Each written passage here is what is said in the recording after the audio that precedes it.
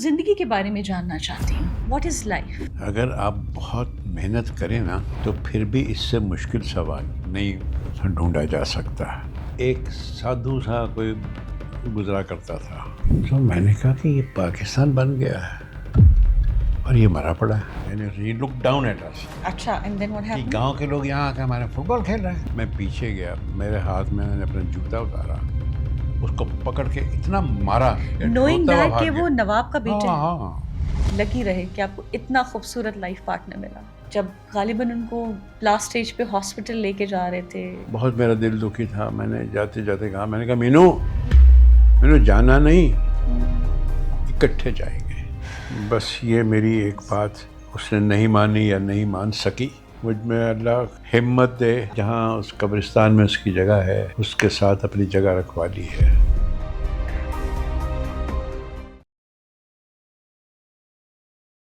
بسم اللہ الرحمن الرحیم. صلی اللہ علی حبیبی محمد وآلہ وسلم. Welcome to my podcast. This is Fatima Saif. خواتین و حضرات, میں ہمیشہ سے یہ بات اپنے انٹرو میں کہتی ہوں کہ میں بہت خوش نصیب ہوں کہ مجھے پاکستان بلکہ دنیا بھر کی نامور شخصیات سے بات کرنے کا موقع ملتا ہے. نہ صرف بات کرنے کا موقع ملتا ہے بلکہ بہت کچھ سیکھنے کا موقع ملتا ہے.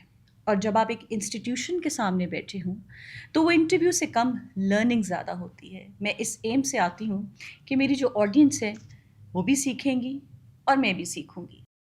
اس چینل کو رن کرنے کا خاص الخاص ایک مقصد یہ بھی ہے کہ جو لوگ دیکھ رہے ہیں ان میں خیر بنٹے, ان کے مسائل حل ہوں. میں کوئی ڈاکٹر نہیں, میں کوئی حکیم نہیں, میرے پاس کوئی نسخہ نہیں, لیکن میں یہ یقین سے کہہ سکتی ہوں کہ آپ کے اچھے الفاظ, اچھی بات, ایک یقین کسی کی بھی زندگی بدل سکتا ہے. آج کے پوڈ کاسٹ میں جو میرے سامنے شخصیت بیٹھے ہیں, کیا کہوں ان کے بارے میں. جب میں ریسرچ کر رہی تھی تو سوچ رہی تھی کہ فاطمہ کہاں سے شروع کروں, کہاں ختم کروں. رب تعالیٰ نے انہیں اتنی ذہانت سے نوازا کہ کیا کہنے. ایکٹر, کمال کے actor, film, T V, theatre, you name it, producer, director, research. Performing arts کا کوئی ایسا ڈسپلن نہیں جس پہ انہوں نے اپنی لوہا نہ منوایا. اور ایک تعارف میں ضرور یہاں پہ کروانا چاہوں گی کہ چونکہ میرا تعلق بھی ایک ایسی فیملی سے ہے جو کہ جرنلزم سے جس کا تعلق ہے. میرے نانا مرحوم راجہ فاروق علی خان, جب میں اپنے بڑوں کے ساتھ بیٹھتی ہوں, میں نے اپنے نانا کو تو ان کی زندگی میں نہیں دیکھا, لیکن جس شخصیت کے پاس میں بیٹھی ہوں اور اس کے علاوہ بھی جب میں اپنے گھر میں بیٹھتی ہوں اور جب بڑے باتیں کرتے ہیں تو ہمیشہ ذکر ہوتا ہے کہ میرے نانا کے یہ بہت دوست تھے. تو میرے لیے ایک اعزاز ہے کہ میں آج اپنے ایک نانا کہ اتنے بڑے لیجنڈری ایکٹر کے سامنے بیٹھی ہوں, دوست کے سامنے بیٹھی ہوں جو کہ میرے نانا کے دوست ہیں, اور مجھے ان کے بارے میں بھی سننے کو ملے گا, اور یقیناً آپ بھی زندگی اور پروفیشن سے ریلیٹڈ بہت سی چیزیں سیکھ لیں گے. نان ندر دین نعیم طاہر صاحب, السلام علیکم. وعلیکم السلام فاطمہ, بہت شکریہ, آپ نے اچھی اچھی باتیں کی بہت, اور مجھے بڑی خوشی ہے کہ آج میں آپ سے باتیں کر رہا ہوں. میرے بہت سمجھیے کہ دوست بھی, بزرگ بھی, اور ایک طریقے سے استاد بھی, آپ کے نانا مرحوم راجہ فاروق علی خان صاحب. جب میں ریڈیو میں بمشکل وہ بھی بتاؤں گا کیسے ریڈیو میں چلا گیا تھا, تو انہوں نے میری کافی پذیرائی کی, اور ان کی وجہ سے میں نے کچھ سیکھا بھی اور کچھ کیا بھی, اور میں ان کی باتیں بھی کروں گا. آپ نے یہ فرمایا ہے کہ لوگوں کو کہ سیکھنے کا موقع ملتا ہے. جو سیکھنا ہے نا وہ اسٹوڈنٹ کا کمال ہے. میں نے پڑھایا بھی ہے, آپ کو معلوم ہے میرا الحمرا سے بھی جی, میں نے بنایا ہے, national council of the arts بھی میں نے بنائی ہے, پاکستان ٹیلی ویژن کا بھی پہلا پرنسپل میں ہی تھا, بالکل سکھاتا تھا, بالکل یہاں تک کہ بنگلہ دیش میں بھی سکھایا ہے. سکھایا. تو میں نے بہت الحمدللہ کہ بہت توجہ سے اور دل سے کیا ہے جو کام کیا ہے. no doubt. اور جب آپ اس طریقے سے توجہ سے، محنت سے، پیار سے، خلوص سے کام کرتے ہیں تو اللہ تعالیٰ آپ کی مدد کرتا ہے ٹرو. اور آپ کو کامیابی عطا ہوتی ہے. تو میں آپ کو ایک مرتبہ پھر ویلکم کرتا ہوں Thank you so Fatima. much. آپ تشریف لائی ہیں اور راجہ صاحب کی تصویر بھی آپ نے مجھے دکھائی. بڑی مدت کے بعد میں نے ان کی تصویر دیکھی ہے. تو آپ بسم اللہ کیجئے. میں کوشش کروں گا کہ آپ کے سوالوں کا جواب آئی ایم جسٹ ہو ہیئر سکے ٹو دے لرن دوں. From you. اور میری یہ خوش نصیبی ہے کہ آپ نے مجھے ٹائم دیا. نعیم طاہر صاحب، جب بھی میں اپنے پوڈ کاسٹ کا آغاز کرتی ہوں، میں چاہے میرے سامنے کوئی صوفی اسکالر بیٹھا ہو، کوئی اسپورٹس مین بیٹھا ہو، سنگر بیٹھا ہو، ایک سوال سے آغاز کرتی ہوں، کیونکہ آپ ہمارے بزرگ بھی ہیں، آپ نے زندگی گزاری ہے. تو زندگی کے بارے میں جاننا چاہتی ہوں. What is life? زندگی کیا ہے؟ اگر آپ بہت محنت کریں نا تو پھر بھی اس سے مشکل سوال نہیں ڈھونڈا جا سکتا. زندگی کی بات کرنے سے پہلے میں آپ سے درخواست کروں گا جی. اور آپ کے دیکھنے سننے والوں سے درخواست کروں گا کہ میری بہت قریبی ساتھی، میری پیاری بیوی یاسمین کے لیے ایک مرتبہ دعائے فاتحہ ہو جائے.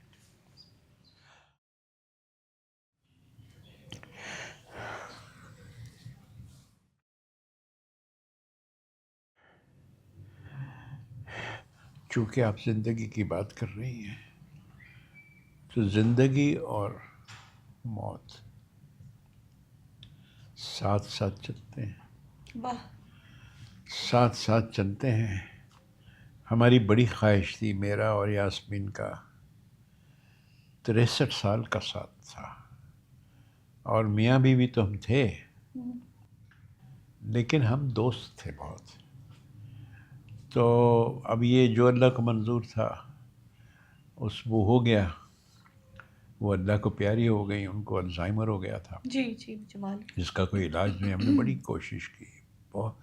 میرا خیال ہے جتنی کوشش انسان کے بس میں ہے آپ نے کی. وہ کی. ان کے لیے گھر میں ہسپتال بنا دیا، ڈاکٹر رکھ لیے، نرسز رکھ دی. جو ڈاکٹر نے کہا 24 گھنٹے اس پہ عمل کیا.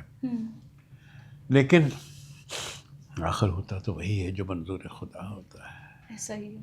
تو وہ چلی گئیں. اور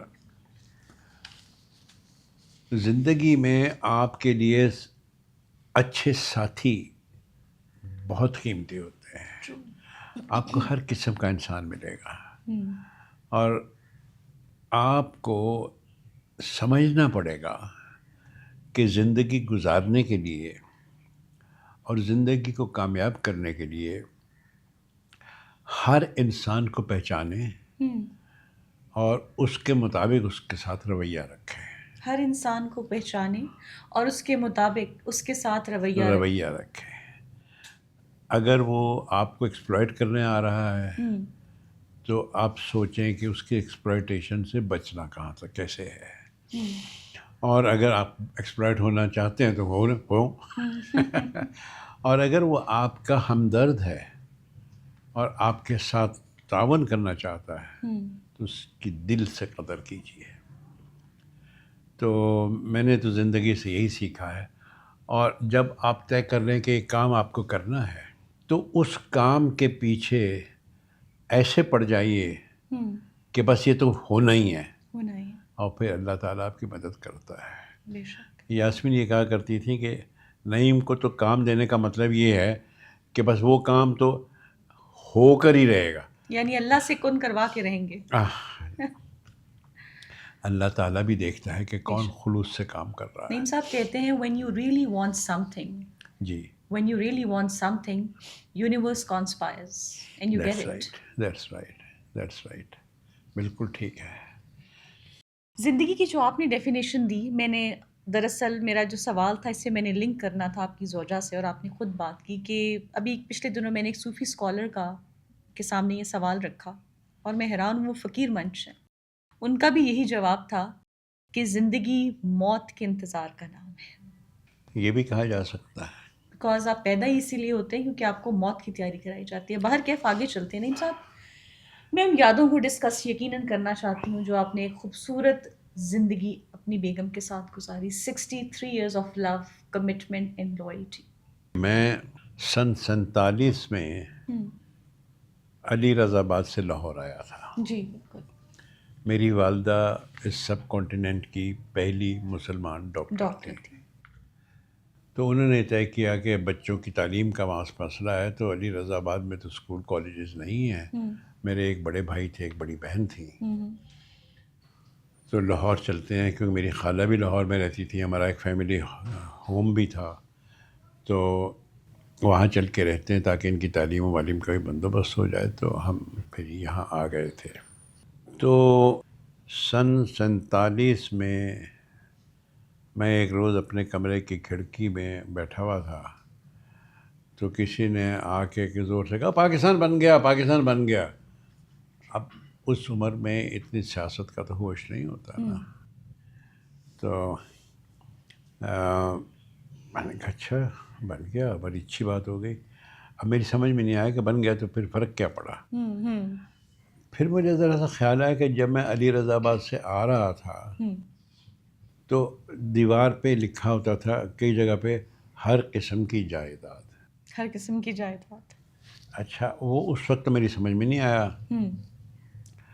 اصل میں بات یہ تھی کہ لوگ ادھر بھاگ رہے تھے نا ادھر, ہاں جی, تو اپنی جائیدادیں بیچ رہے تھے. exactly. اور میں وہاں سے ورد کرتا ہوا ہر قسم کی جائیداد, ہر قسم کی جائیداد کرتا ہوا آ گیا. اور میں جب لاہور آتا تھا تو پتہ نہیں کہاں سے ایک ترکی ٹوپی میں, ابھی یہ والی بھی فی الحال اس کو میں اتار دیتا ہوں, ایک ترکی ٹوپی مجھے پہنا دی جاتی تھی. اچھا. اور اچھے اچھے کپڑے صاف ستھرے بنائے جاتے تھے. اور میری ترکی ٹوپی کا پھندنا جو ہے نا وہ میری بہن کے بار بار آنکھوں پہ ناک پہ لگتا تھا. میرے ساتھ بیٹھی تھی ٹانگے میں, تو کہیں خدا کے لیے نہیں بند کر دو یہ ہر قسم کی جائیداد, تمہاری ٹوپی کی پھندنا میرے بار بار منہ پہ لگ رہا ہے. آپ کی بڑی بہن تھی؟ میری بڑی بہن تھی, میں چھوٹا تھا. سب میں بڑا میرے بڑے بھائی تھے ڈاکٹر نسیم, برمنگم میں سیٹل ہو گئے تھے جا کے, جہاں انہوں نے ایشیا کی سب سے بڑی مسجد بھی خود بنوائی. وہ بنوائی, بہت ان کی عزت تھی. اور میری بہن بھی پھر وہیں چلی گئی تھی. تو زیادہ تر یہ لوگ انگلینڈ میں رہتے تھے, میں یہاں رہتا تھا. تو میں بات کر رہا تھا پاکستان کی. جی. تو آپ وہ ٹانگے میں بیٹھے اور میری آنکھوں کے سامنے منظر ہے کہ آپ اپنی اس ٹوپی کو ہلا رہے ہیں اور ساتھ ساتھ آپ اس کی تسبیح کر رہے ہیں کہ ہر قسم کی جائیداد, ہر قسم کی جائیداد. تو میں وہاں سے میں اوپر چھت پہ گیا تو ادھر دیکھ رہا تھا, مجھے نظر آیا کہ وہاں ایک سادھو سا کوئی گزرا کرتا تھا. اچھا. سڑک پہ سے وہ مرا پڑا تھا. آپ کا کیا تھا؟ مرا پڑا تھا. تو میں نے کہا کہ یہ پاکستان بن گیا ہے اور یہ مرا پڑا ہے. کچھ اس عمر میں زیادہ سمجھ میں نہیں آیا کیا ہوا. پھر آہستہ آہستہ سمجھ میں آنا شروع ہوا جب شاہ عالمی میں آگ لگی. آپ کو معلوم ہے شاہ عالمی میں آگ کیسے لگی تھی؟ بڑی مشہور آگ ہے وہ. ہوا یہ تھا کہ امرتسر میں اور پنجاب میں سکھوں نے اور ہندوؤں نے مسلمان خواتین کو بہت تنگ کرنا شروع کر دیا تھا, عصمت دری ہونی شروع ہو گئی. بالکل, یہ تو میں نے سنا تھا. تو وہاں کی کچھ عورتوں نے اپنے آپ کو خود جلا لیا تھا. یہ بھی کیا, لیکن کچھ عورتوں نے وہاں سے چوڑیاں بھیجی یہاں لاہور کے جاننے والے مردوں کو کہ بھئی ہماری تو چوڑیاں ٹوٹ رہی ہیں, ہم یہ چوڑیاں تمہیں بھیج رہے ہیں, تم پہن لو. ہماری عزتیں وہ لٹ رہی ہیں اور تم آرام سے بیٹھے ہو. اس پہ پھر بہت سخت غیرت جاگی ان کی. اور شاہ عالمی جو تھا یہ مکمل ہندوؤں کا ایریا تھا. ٹھیک ہے. اور بہت اسٹرانگ ان کے ڈیفینسز بھی تھے. تو فاطمہ پھر یہ ہوا کہ یہاں کے جو تھے جوان ہمت کرنے والے, وہ ایک رات شاہ عالمی سے باہر آنے والے گٹر میں گھس گئے. اچھا. اور گٹر میں سے کرال کرتے ہوئے جا کے شاہ عالمی میں نکلے اور سارے شاہ عالمی کو آگ لگا دی. That was the revenge. اس کے بعد سے پھر یہاں سے ہندو مائیگریشن شروع ہو گئی. پھر وہ بھی گھر جا کے جانے لگے. تو یہ اس طرح سے آگے لگ رہی تھی, برا حال تھا. آپ کی ایج کیا تھی, عمر کیا تھی اس وقت؟ میں 10 سال کا تھا. اور آپ کی آنکھوں کے سامنے سب ہو رہا تھا, سمجھ رہی تھی کہ کیا ہو رہا ہے؟ کچھ نظر تو آتا تھا یہ کیا ہو رہا ہے, سمجھ آ رہی تھی کہ پاکستان بن رہا ہے؟ نہیں, یہ اتنی اچھی سمجھ نہیں آ رہی تھی, نظر آتا تھا کہ یہ کچھ ہو رہا ہے. اور دوسرے ہم سب انوالو تھے, کیونکہ میرے ماموں جو تھے ان کے امرتسر میں فیکٹری تھی, وہ انڈسٹریلسٹ تھے, اور ہمیں انتظار تھا کہ وہ بچ کے آ جائیں, اپنے خاندان کو لے کے آ جائیں. ٹھیک ہے. تو ہم لوگ کبھی کبھی ٹرینوں میں جا کے دیکھتے تھے کہ اس میں آ رہے ہیں یا نہیں آ رہے ہیں, ہمیں اطلاع نہیں آتی تھی. کبھی ہم کسی بس کے اڈے پہ پہنچ جاتے تھے. ٹرینوں پہ جب جا کے دیکھتے تھے تو ٹرین کی چھت پہ لوگ چڑھے ہوئے ہوتے تھے, اور ٹرین کا دروازہ جب کھولتے تھے اس میں خون نکلتا تھا, لاشیں ہوتی تھیں. بہت دردناک چیزیں ہیں یہ جو میں آپ سے بیان کر رہا ہوں. اور چیخوں کی آوازیں آتی تھیں, اور یہ آخر شکر خدا کا کہ ہمارے ماموں پہنچ گئے. وہ پتہ نہیں کیسے انہوں نے مینیج کیا, اور چونکہ وہاں سے اور کچھ تو لے کے آ نہیں سکتے تھے پراپرٹی, ان کے وہ بلینکٹس بناتے تھے ان کی فیکٹری میں. وہ ایک ٹرک بلینکٹس کا لے آئے ساتھ کہ چلو یہ بلینکٹس بیچ کے گزارا تو کریں گے. تو یہ بات شاید میں نے پہلے کسی سے کہی نہیں. تو ہم نے مدد کرنے کے لیے, میں اور میرے والد صاحب, ہم انارکلی میں فٹ پاتھ پہ بیٹھ جاتے تھے اور ان کے بلینکٹس بیچ کے ان کو پیسے دیتے تھے. اور بالکل مجھے وہ جگہ اب تک یاد ہے. آپ ایبک روڈ جانتی ہیں نا؟ جی بالکل. ایبک روڈ اور انارکلی کی جو نکر ہے, وہاں ہم بیٹھ جاتے تھے. And you were 10 years of age. I was 10 years, yes. تو کیسا لگتا تھا ایک ویل ٹو ڈو فیملی سے اٹھنا, پھر ایک اس فٹ پاتھ پہ بیٹھ کے بلینکٹ بیچنا؟ کچھ سمجھ آتی تھی کہ ہو کیا رہا ہے؟ چیزیں چھن جانا ایک لاس تو ہے, ٹراما تو ہے. یہ تو جو پریکٹیکلی ہو رہا تھا وہ تو نظر آتا تھا, وہ تو سمجھ آ رہا تھا, لیکن اس عمر میں ایسے احساس نہیں ہوتے کہ آپ کو کوئی ڈرامہ اس سے ہو جائے. وہ دیکھتے ہیں یہ ہو رہا ہے بس. کیونکہ نعیم صاحب آج کل کے بچوں کی جب ہم سٹوریز سنتے ہیں, وہ اس طرح کی کلنگز دیکھتے ہیں, بلڈ شیڈ دیکھتے ہیں, تو وہ بچے کمیونیکیٹ کرتے ہیں. شاید وہ زمانہ اور تھا, بچے اور تھے, معصومیت تھی, زیادہ سوال نہیں کرتے تھے. کرتا ہوں گا تو مجھے یاد نہیں کہ کیا کرتا ہوں گا. ٹھیک ہے. یہ یاد ہے کہ میں اچھا, پھر آپ نے کمبل بیچے, اس کے بعد کمبل بیچے, اس کے بعد پھر وہ میری والدہ, میں نے بتایا نا لاہور آ گئی تھی. جی, ڈاکٹر تھیں. اور وہ اس زمانے میں ظفر ڈپٹی کمشنر تھے. ٹھیک ہے. ان کی فیملی ڈاکٹر تھیں, کیونکہ فیمیل آؤٹ اسٹینڈنگ ڈاکٹر تو صرف وہی تھی میری والدہ. اور موٹی بھی تھی بہت, جو بہت موٹی تھی. ہاں, اور مشہور تھی موٹی ڈاکٹرنی. موٹی ڈاکٹرنی. تو اور لوگ کہتے تھے موٹی ڈاکٹرنی کے ہاتھ میں شفا ہے. یہ بہت مشہور تھی بات, یعنی اتنی مشہور تھی کہ پارٹیشن کے بعد بھی انڈیا سے لوگ آتے تھے ان سے علاج کروانے کے لیے. تو موٹی ڈاکٹرنی کو ظفر الحسن تھے. ظفر الحسن صاحب نے کہا کہ آپ جو جگہ چاہیں میں آپ کو الاٹ کر دیتا ہوں, اور آپ یہاں لاہور میں سیٹل ہو جائیں. تو ایک جانکی دیوی جمیت سنگھ ہسپتال ہے. جی بالکل. انہوں نے کہا یہ میں آپ کو الاٹ کر دیتا ہوں. اچھا. انہوں نے کہا نہیں چھوڑو کیا.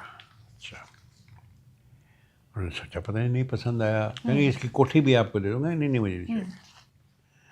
اس کے بعد انہوں نے ایبٹ روڈ پہ, آپ نے دیکھا ہوگا پبلک ریلیشن ڈائریکٹریٹ, جی وہ خالی پڑی تھی. چلے گئے ہوئے تھے وہاں, شینڈلیئرز بھی لڑ گئے ہوئے تھے, کسی میں سب کچھ تھا. تو ظفر الحسن نے کہا کہ ڈاکٹر صاحب آپ یہ لے لیں. ٹھیک ہے. ڈاکٹر صاحب نے جا کے دیکھا سارا, میری والدہ نے, تو مجھ سے کہتی ہیں پنجابی میں, اے ظفر الحسن کا دماغ خراب ہو گیا. میں اتنی صفائیاں کر دیا پھر. اچھا. میں نے تو 2 کمرے چاہیے دینے سارے. سادگی تو دیکھیں.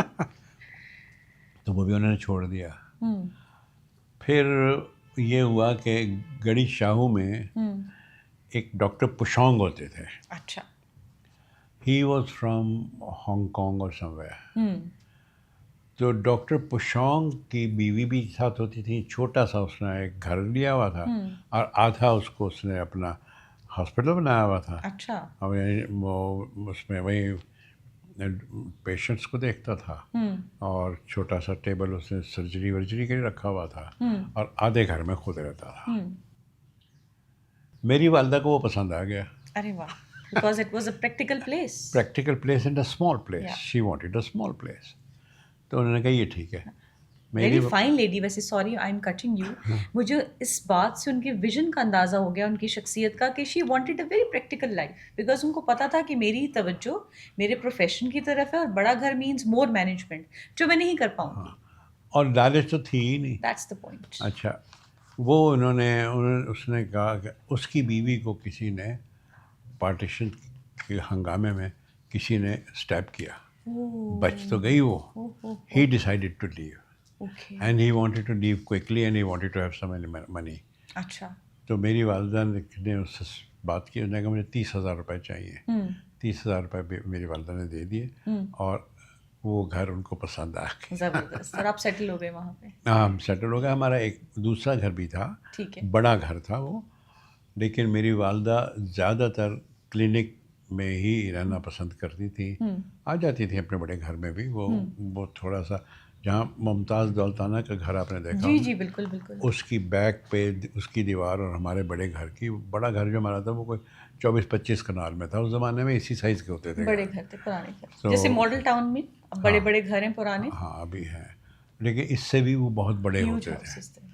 تو یعنی مجھے یہاں تک یاد پڑتا ہے کہ اس ہمارے 13 ممتاز اسٹریٹ اس کا ایڈریس تھا. اچھا. اس میں کوئی میرا خیال میں 28 کمرے تھے. ہیوج. ہاں, کیونکہ سارا فیملی جو ہے نا, ہوادار اونچی اونچی دیواریں, ہاں وہ سب روشن دان وہ سب تھے. اور ہمارے عزیز کانپور میں بھی تھے, وہ بھی آ گئے, وہ بھی یہاں. ہر سب کا وہ مرکز وہی تھا. نعیم صاحب یہ بتائیے, زندگی آپ کو آگے لے کے گئی, پنجاب یونیورسٹی تک پہنچے, آپ نے نفسیات میں وہاں سے گریجویشن کی, ماسٹرس کیا. ماسٹرس کرنے کے بعد اچانک سے آپ نے سوچا کہ اب میں تھیٹر کی طرف آ جاؤں. کیا کرتا ہوں؟ تھیٹر کی طرف آ جاؤں, ڈرامہ کی طرف آ جاؤں. اور پھر آپ نے کیلیفورنین یونیورسٹی سے اپنی مزید تعلیم حاصل کی. تو مطلب نفسیات سے چلتے ہوئے اب یہ جو شفٹ تھا یہ کیسے سوچا؟ یہ مطلب حادثاتی تھا یا ڈیسائیڈڈ تھا یا what was the thing? Fatima, اس میں میری شرارت تھی ساری کی ساری. شرارت پکڑی گئی آن ایئر پکڑی گئی. ہوا یہ کہ میں میٹرک میں بہت اچھے میرے نمبر آئے تھے. میرا اسکالرشپ جو تھا وہ 6 نمبر سے رہ گیا تھا, لیکن مجھے اس کا افسوس تھا کہ وہ 6 نمبر بھی میرے آ جاتے تو میں اسکالرشپ پہ آ جاتا. لیکن آئی was a very good student. اچھا. یعنی میٹرک تک سینٹرل ماڈل سے میں ایڈیٹر بھی تھا کالج کے, اسکول کے میگزین کا, تقریریں بھی کرتا تھا. آئی was a very prominent and a good student. تو گورنمنٹ کالج میں نے داخلہ لے لیا, کیونکہ میں تو اپنے آپ کو بڑا فن خاص سمجھنے لگ گیا تھا. تو گورنمنٹ کالج میں میرا داخلہ بھی ہو گیا. میں نے کہا لو جی اب تو بالکل ٹھیک ہے. اچھا, ایک اور میری چیز تھی جو شاید بہت کم لوگ جانتے ہو, کہ I was a sharp shooter. اوہ, یہ میں نے کبھی نہیں سنا کسی انٹرویو. ہاں, یہ بات کہاں سے آپ نے انہیریٹ کیا؟ کوئی فادر کو, باپ کو تو نہیں شوق تھا, والد کو شکار کا؟ جب میں علی رضا آباد میں تھا نا, جی جی, تو وہاں میرے پاس ایک ایئر گن تھی. ارے واہ, ویسے میں بھی تھوڑی ایئر گن چلا لیتی ہوں. اچھا, وہ ایئر گن چھرے ڈال کے آپ نشانے لگاتے تھے؟ ہاں, ڈیانا کی بنی ہوئی وہ. جی آئی نو. میرا چھرا ضائع نہیں ہوتا تھا. کارتوس رکھ کے سامنے لگاتے تھے؟ نہیں, اس میں وہ چھرا ڈال کے نا, یہاں تک کہ گاؤں میں سب میں مشہور ہو گیا کہ اس کا عجیب نشانہ ہے. ایک دن وہاں کے داروغہ جی نے مجھے بلایا, کہنے لگا کہ سننا تمہارا بڑا نشانہ ہے. میں نے کہا جی میں کر لیتا ہوں کچھ. کہ اچھا تمہارا امتحان لیں. میں نے کہا جی لے لیں. کہ وہ طوطا بیٹھا ہے اوپر درخت پہ, لگاؤ اس پہ نشانہ. میں نے نشانہ لگایا, طوطا میرے پیروں میں آ کے گر گیا. سب بڑے حیران کہہ رہے ہیں. پھر میں ذرا ہو گیا بہت فن. میں نے کہا جی یہ تو طوطا تھا اتنی دور, میں تو پیسے کے بیچ میں سے چھرا گزار سکتا ہوں. اس زمانے میں چھید والے پیسے ہوتے تھے. جی. تو کہ دماغ خراب ہو گیا بچے کا. لگاؤ پیسہ، لگاؤ پیسے کے پیچھے کاغذ لگاؤ تاکہ دیکھیں یہ کیا کرتا ہے. لگ گیا. میں نے پورا صحیح دیکھ کے نشانہ لگایا. چھرا میرا پیسے کے چھید میں سے گزر گیا اور پیسہ وہیں کھڑا رہ گیا. اتنا میں تو یہ کہاں سے نعیم طاہر صاحب یہ سارا ٹیلنٹ؟ ایک طرف آرٹس، ایک طرف شوٹنگ کرنا. وہ تو بچپن میں تو شوٹنگ تھی. اچھا، مجھ سے ایک انٹرویور نے، بڑا مشہور انٹرویو کہ پوچھا تھا کہ آپ وہاں اسکول، آپ گاؤں میں تھے تو آپ کو مار بھی پڑتی تھی، پٹتے تھے آپ؟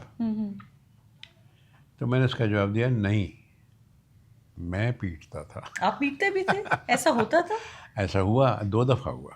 ایک دفعہ ہوا خاص طور پہ، وہ یہ کہ وہ نواب مظفر علی قزلباش کا ایریا تھا نا، اور میری والدہ کی ان سے بڑی دوستی تھی، ان کے ساتھ آنا جانا تھا. اس زمانے میں پھلوں کی ڈالیاں آتی تھیں، باغ ہی باغ تھے، تو پھلوں کی ڈالیاں ٹوکرے بھرے ہوئے. آموں کا موسم ہے تو آم چلے آ رہے ہیں، جس چیز کا موسم ہے وہ پھل چلے آ رہے ہیں. تو پرانا نوابی اسٹائل تھا. تو میں فٹ بال کھیلتا تھا. فٹ بال مجھے بہت پسند تھا. تو میرا فٹ بال ہوتا تھا، اور گاؤں کے لڑکے جو ہیں میرے ساتھ کھیلتے تھے، ٹیمیں بنا رہی تھیں ہمیں. تو ایک دن ہم وہاں پہ کھیل رہے تھے اس ایریے میں جہاں کبھی کبھی نواب آ کے ٹھہرتے تھے، اور ان کے باہر تھا، یعنی گھر کے اندر نہیں، باہر ان کے ایک بڑا سا لان تھا. لان یا سمجھ لیجیے کھلی جگہ تھی جہاں ہم فٹ بال کھیلتے تھے. تو نواب صاحب کا ایک بچہ بیٹا آیا اور اسے غصہ آیا کہ یہ ہمارے اتنے قریب آ کے گاؤں کے لوگ، یعنی ہی لک ڈاؤن ایٹ اس، کہ گاؤں کے لوگ یہاں آ کے ہمارے فٹ بال کھیل رہے ہیں. اس نے کچھ بدتمیزی سے بات کی، میں نے پرواہ نہیں کی. وہ میرا فٹ بال لے کے بھاگ گیا. اچھا، میں نے کہا اچھا جاتا کہاں ہے تو؟ ایسی کی تیسی. میں پیچھے گیا، میرے ہاتھ میں نے اپنا جوتا اتارا، اس کو پکڑ کے اتنا مارا کہ روتا ہوا بھاگ گیا. وہ نواب کا بیٹا؟ ہاں. او مائی گڈنس. اچھا، مار کھا کے بھاگ گیا. بھاگ گیا میرا فٹ بال چھوڑ کے. خبردار میرا فٹ بال اٹھایا. یعنی آپ اگریسو بھی تھے؟ اگریسو تھا، غصہ آ گیا نا. تھا میں ذرا اچھے جسم کا مضبوط سا لڑکا تھا. تو بعد میں وہ شاہ بوبو ہوتی تھی نواب مظفر علی قزلباش کی بہن، انہوں نے کہا آپ کے بیٹے نے شکایت لے کے آ گئی. انہوں نے میری والدہ سے شکایت کی. میری والدہ نے کہا تم نے اس کو مارا؟ میں نے کہا ہاں، میرا فٹ بال لے کے جا رہا تھا، کیوں آیا تھا؟ پھر وہ بھی چپ کر گئی. تو البتہ جو میں کشتی بھی کھیلتا تھا، کبڈی بھی کھیلتا تھا. تو بالکل ایک سمجھیے کہ گاؤں کا لڑکا تھا. تو آپ کے لیے یہ کہنا موضوع ہے کہ ماشاءاللہ آپ ایک حرفن شخصیت ہیں. الحمدللہ. پتہ نہیں، I'm not afraid of trying anything. That's the point. And this is life. Try everything. This is life. This is life. If you are interested. If you are interested, then try. تو مجھے ایک دن ہمارا ایک دوست وہاں ہوتا تھا، وہ کشتی میں، گچھری اس کا نام تھا، گچھری کہتے، غضنفر ہوگا اس کا نام. تو اس میں کشتی میں اس نے مجھے گرا کے میرا منہ زمین میں، تو مجھے سانس نہیں آ رہی، دھول چڑھ بہت چڑھی. تو وہ میں نے کہا چھوڑو، چیخا میں نے، چھوڑو مجھے، چھوڑ کے سانس لیا. اس کے بعد کشتی نہیں کی. کبڈی البتہ میں کھیلتا رہا، بہت دیر تک کھیلتا رہا. Please like, subscribe, share Fatma Saif Official and press bell icon for more updates.